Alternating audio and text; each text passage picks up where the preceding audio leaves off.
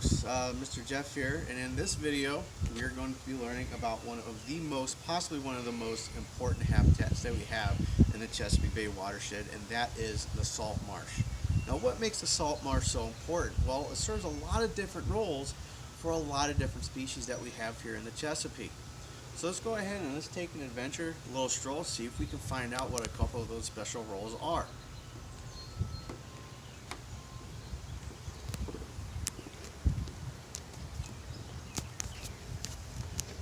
Now, our first spot, if we look right here in the water, you might see some things zipping around in there, and those are little baby fish. Now, larger animals come in and they lay their eggs and they have their young in salt marshes. Now, why would they do that?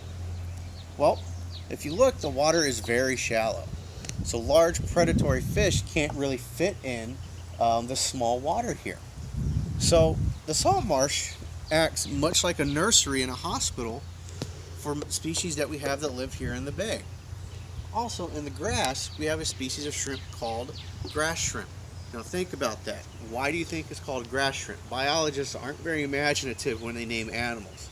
So the reason why it's called grass shrimp is because it lays its eggs in the grass. Again, that's to protect it from predatory species that we have that live in the bay. So they can't actually get into the grass and eat the shrimp.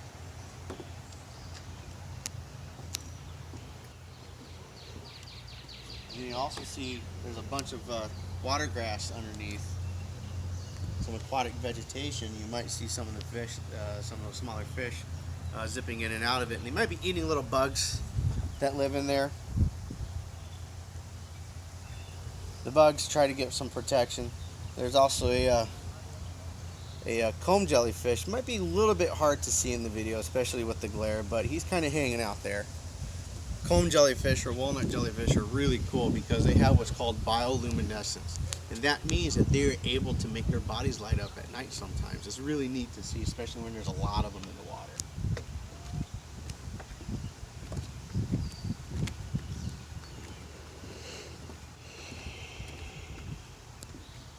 If you look over here real quick, you probably saw that fly up. That's a green heron. Now, we're going to learn a little bit more about migratory birds in the marsh here in a second, but that's pretty neat. Now, why do you think that he was underneath the pier here? What do you think he was doing? Keep that thought in your head and we'll discover as soon as we get around the corner.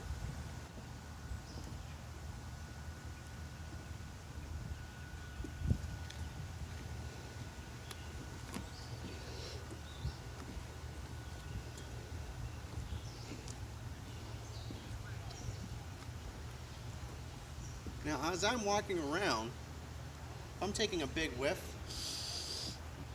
I kind of smell something. And what I'm smelling is the mud. Now, why do you think the mud has that particular sort of stagnant smell? If you ever went out to a swamp or some of the other areas that we have around here in southern Maryland, a lot of the areas that we have, a lot of the wetlands, they all kind of have that musty smell, and that's coming from the mud and the water. Well, the mud acts much like a sponge, whereas it soaks up the water. But when it's soaking up the water, it's also soaking up all that dirty stuff that's in the water too. So just like how you use a sponge when you're washing the dishes, because I know you guys help out your mom and dad when doing the dishes, after you're done, that sponge doesn't really smell so good, does it? No, it does not. Well, that's because the sponge has soaked up all that dirty water, just like the mud here in the marsh. So the mud is acting much like a sponge, helping to keep the marsh and the water clean. So if you guys want to follow me around this way, it will be super quiet because we have a couple ducks taking a nap over here.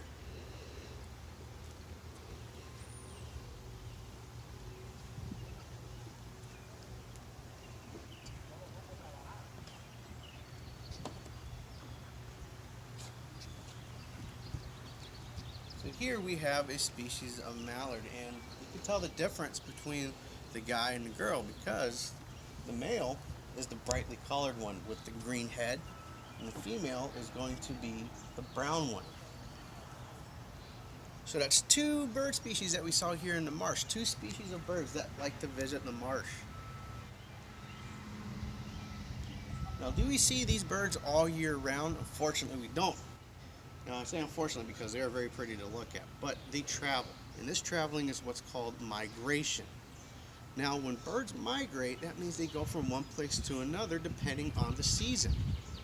The reason why they're doing this is either to catch food, for reproduction, for better weather, or what have you. So, the marsh acts much like a hotel or motel for migrating animals, just like our green heron over here or our mallard ducks.